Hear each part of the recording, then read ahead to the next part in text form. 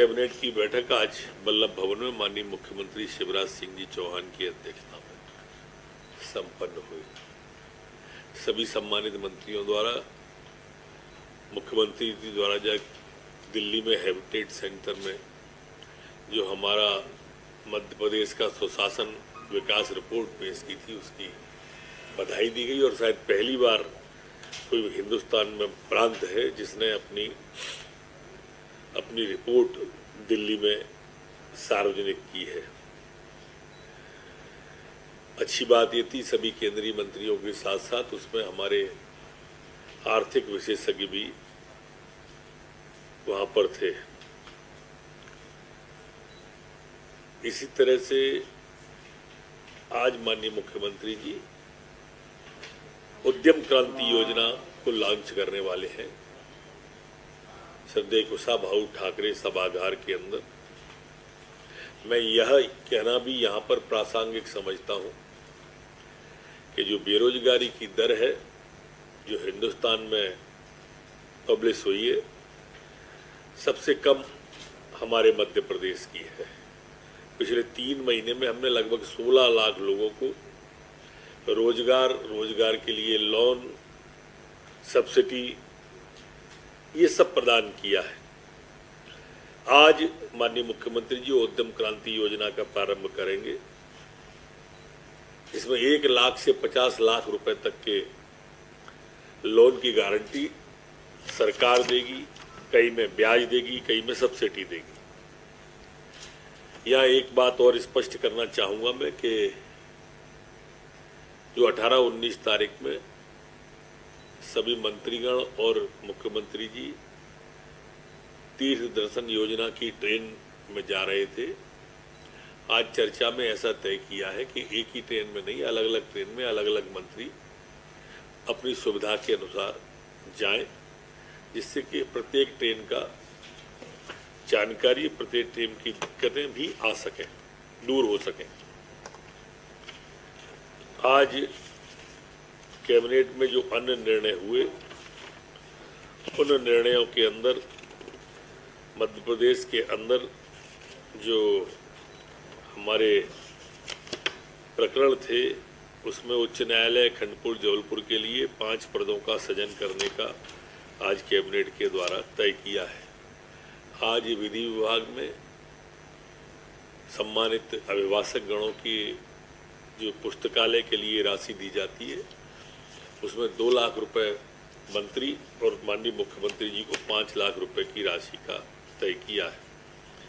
आज एक बड़ा निर्णय प्रदेश में कार्यरत क्षेत्रीय ग्रामीण विकास बैंकों के लिए अंश पूंजी और राज्यांश की हिस्सेदारी देने का भी तय किया है, जिससे हमारी जो क्षेत्रीय ग्रामीण बैंक हैं, जिनकी 1172 शाखाएं ग्रामीण क्षेत्र में, अर्ध क्षेत्र में कार्यरत हैं, उनमें क्रांतिकारी परिवर्तन होगा और ये पुनर्जीकरण इनका हो जाएगा।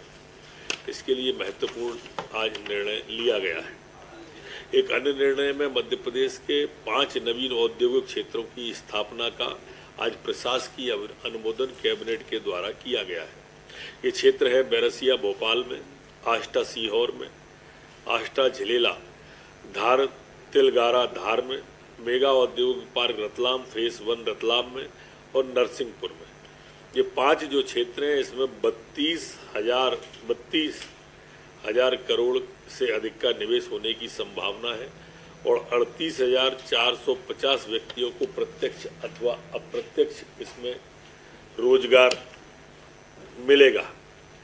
इसी तरह का एक बड़ा निर्णय जो कि हमारा अपने आप में क्रांतिकारी निर्णय ही कहलाएगा, ये हमारा उज्जैन विक्रम उद्योगपुरी उज्जैन में मेडिकल डिवाइसेस पार्क का खोलने का आज कैबिनेट के द्वारा तय किया है।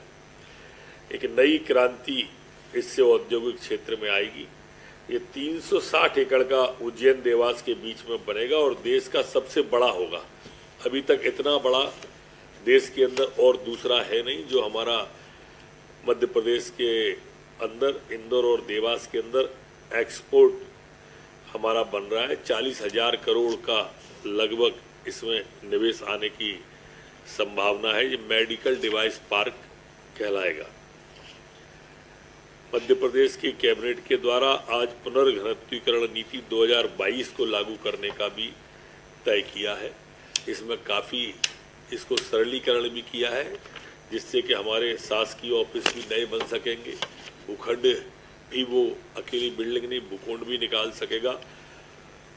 एक अन्य निर्णय में नगरीय निकायों में प्रचलित 5 सर्विसेज योजना को निरंतर रखने का और पुरानी 10 साल से अधिक की जो गाड़ियां हैं हटाने का और नई फायर ब्रिगेड खरीदने का भी निर्णय लिया है। किसानों के क्षेत्र में आज मंदसौर जिले के कयामपुर में सूक्ष्म उद्वहन बृहद सिंचाई परियोजना, जिसकी लागत 2374 करोड़ है और जिसकी सिंचाई क्षमता 1,12,000 हेक्टेयर रबी सिंचाई हेतु प्रशासकीय स्वीकृति कैबिनेट के द्वारा प्रदान की गई है। परियोजना से सीतामऊ और मंदसौर तहसील के 252 ग्रामों को 1,12,000 हेक्टेयर भूमि में पाइपलाइन से सिंचाई, सूक्ष्म स्प्रिंकलर से सिंचाई करने का आज कैबिनेट ने अनुमोदन किया है। एक दूसरी योजना में ताकाजी सूक्ष्म मध्यम सिंचाई योजना को भी प्रशासकीय स्वीकृति दी है। यह सिंचाई परियोजना की लागत राशि 46.86 करोड़ है और सिंचाई क्षमता 3,200 हेक्टेयर है। इसको भी भूमिगत पाइपलाइन के लिए स्प्रिंकलर की सुविधा से इसको देने का आज कैबिनेट के द्वारा तय किया है। एक लामटा पाइप एरीगेशन नेटवर्क होज सिस्टम परियोजना को भी सिंचाई की स्वीकृति को आज कैबिनेट के द्वारा दी गई है। इसकी लागत राशि 146.50 करोड़ और इसकी सिंचाई की जो क्षमता है वो 9,630 हेक्टेयर में, इसको भी प्रशासकीय स्वीकृति दी है। तो 55 ग्रामों को इसका लाभ प्राप्त होगा बालाघाट जिले में। आपने पहले देखा होगा, हमने पचमढ़ी में जब तय किया था, टेलीमेडिसिन इंसानों के साथ साथ हमारे जो मवेशी हैं, पशु हैं, जानवर हैं, इनके साथ साथ आज जो निर्णय किया, पशुपालकों को भी अब जो पशुपालक गाय, भैंस, बकरी, सूगर, मुर्गी पालन के लिए खरीदना चाहते हैं, उनको 0% ब्याज पर अब सरकार पैसा उपलब्ध कराएगी। ये दूसरा निर्णय है टेलीमेडिसिन के बाद में जो हमारे छोटे पशुपालक लोग हैं उनके लिए। आज तय किया है कि जो राजा शंकर साहब विश्वविद्यालय छिंदवाड़ा की क्षेत्राधिकारिता में शामिल बैतूल जिले को बरकतुल्ला विश्वविद्यालय भोपाल में शामिल किए जाने का आज तय किया है।